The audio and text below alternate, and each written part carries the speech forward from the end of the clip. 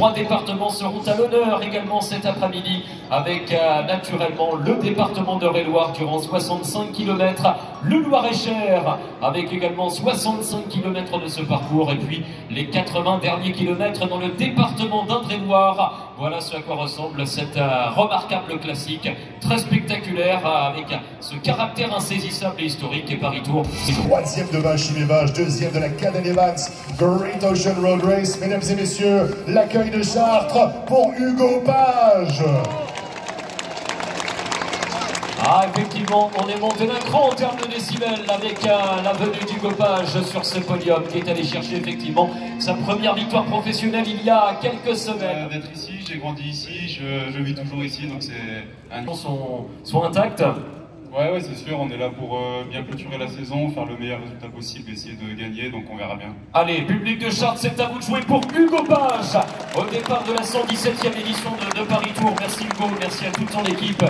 Intermarché, circuit Swanty, donc au départ. À partir de 11h45 pour le départ fictif de cette 117e édition de Paris-Tours. PLP, 36 ans pour sa dernière épreuve sur le sol européen. Et oui, c'est un morceau évidemment de l'histoire du cyclisme français depuis de nombreuses années. Merci Pierre-Luc évidemment pour tout ce que tu as apporté au cyclisme français et ces bons moments, un coureur sympathique, salué également par son directeur sportif qui nous a rejoint ici sur les routes de Paris-Tours. Merci beaucoup. Merci à l'équipe Cofidis au départ de l'épreuve.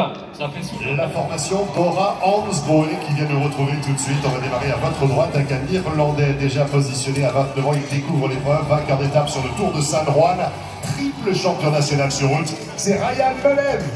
On a beaucoup parlé hier pour la dernière de Thibaut Pinot qui a mis un terme à sa carrière il y a moins de 24 heures sur les routes italiennes du Tour de Lombardie. Cette équipe groupe Honda FDJ avec une équipe très jeune et talentueuse sur les routes de Paris-Tours.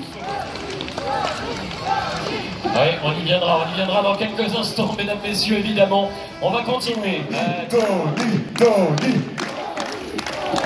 Tony, je sais que les organisateurs ont un présent pour toi tout d'abord avant de t'écouter. Un instant, Cédric Coutouli, François Lemarchand et Pierre Roland. Voilà, Pierre et Tony qui se sont connus durant de nombreuses saisons dans le peloton professionnel, 2 voisins également. Tony qui est un coureur voisin du département d'Eure-et-Loir, salué donc par François Lemarchand et Cédric Coutouli. Mais ça y est, c'est aujourd'hui, c'est maintenant. Et oui, c'est aujourd'hui, ouais. Ça fait bizarre, il y a beaucoup d'émotions. Mais franchement, je ne pouvais pas rêver mieux, une course qui me tient à cœur à côté de la maison avec les amis, la famille, les supporters, c'est incroyable. C'est symbolique, c'était un choix de ta part de terminer ici. C'est une course que tu as gagnée dans les rangs espoirs. Avant de devenir professionnel, c'est une manière de boucler la boucle. Ouais, c'est une course que depuis tout petit j'allais voir sur le bord de la route avec mon papa et ensuite j'ai eu la chance de courir chez les jeunes, chez les pros et voilà, c'est toujours une course qui m'a tenu à cœur et même petit je disais toujours si je passe pro c'est là que j'arrêterai ma carrière donc voilà, c'est magnifique. La popularité autour de Tony Galopin qui nous a fait rêver durant toute sa carrière. Il est venu en voisin évidemment. Évidemment, et il repart avec de nombreux présents ici, Tony Galopin. En tout cas, ça a été un régal de t'accueillir sur les podiums au fil de toutes ces années, Tony. Merci pour tout ce que tu as donné à la planète cyclisme. On a hâte de te retrouver d'ici quelques minutes sur le départ pour la toute dernière. C'est émouvant, on va presque verser une larme ici. C'est vrai que cette routine, certains coureurs la vivent pour la dernière fois de leur carrière avant de participer ensuite à la course, parce que pour vivre une belle dernière, il faut que ça se passe bien également sportivement parlant. Ce n'est pas Pierre Roland qui va nous contredire. Cette dernière, elle est parfois un petit peu stressante sur le plan physique.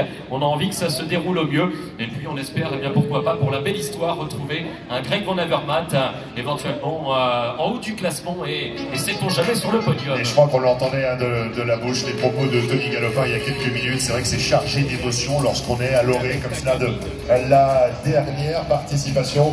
Et puis on vient de le sourcer, de le trouver, Greg Van Avermaet. Il va venir nous rejoindre, accompagné de sa petite fille justement qui va venir avec Greg, évidemment qui pourra profiter bien sûr de son papa davantage dans quelques instants. Mais la formation AG2R, un Citroën Team, voilà, avec le casque jaune évidemment pour Greg Van Avermaet, on va y revenir dans quelques instants. On va saluer un grand par la taille, aimé par le talent, qui lui aussi en est à sa toute dernière évidemment. Il représente la Suisse à 37 ans, 10e participation à l'épreuve. Il a été champion national sur route, vainqueur d'étape sur le Tour de l'Utah, 2e du Tour des Fjords. C'est Michael Scher. Et celui que vous attendez toutes et tous, mesdames, messieurs, il est sur votre gauche. Il portera une dernière fois le casque or, qui relate évidemment son titre de champion olympique de cyclisme sur route. C'était à Rio en 2016. Il a brillé sur le Tour de France, double vainqueur d'étape. Il a porté le maillot jaune durant 11 jours. Il a remporté Paris-Roubaix en 2017. Son histoire a commencé ici même sur Paris-Tour, il y a 12 ans, lorsqu'il avait remporté l'épreuve. Il est belge et mettra un terme à sa carrière cet après-midi. Vos applaudissements pour Greg Van Avermaet. Tu as commencé ici sur les routes de Paris-Tour, ta première victoire. Finalement, cette épreuve, c'était l'épreuve qui a déclenché le possible dans ta carrière. Ouais, certainement, c'est une très belle course pour gagner. Et ouais, le premier, c'est jamais facile. Et certainement, ça a découvert un peu le monde. Et j'étais très content avec ma carrière après. Et je suis très content de ce que j'ai fait. Et ouais, le vélo a donné tout. Et je suis très heureux pour arrêter ici. Très heureux d'arriver ici. On va finir la revue d'effectifs avec un représentant des Pays-Bas de 38 ans. Il est le doyen de l'épreuve, le coureur le plus âgé, engagé après 19 saisons chez les professionnels. Ça sera sa dernière course sur le sol européen. Spécialiste de l'exercice en solitaire du contre-la-montre individuel. Il avait remporté le chrono de Milan sur les routes du Giro d'Italia, entre autres. On salue Jos van Emden.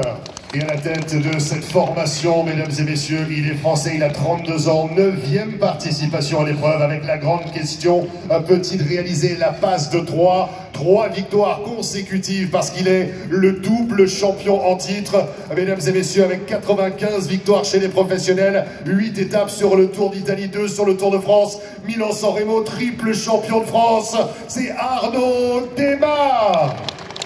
Mesdames et messieurs de Chartres dans 10, 9, 8, 7, 6, 5, 4, 3, 2, 1, c'est parti!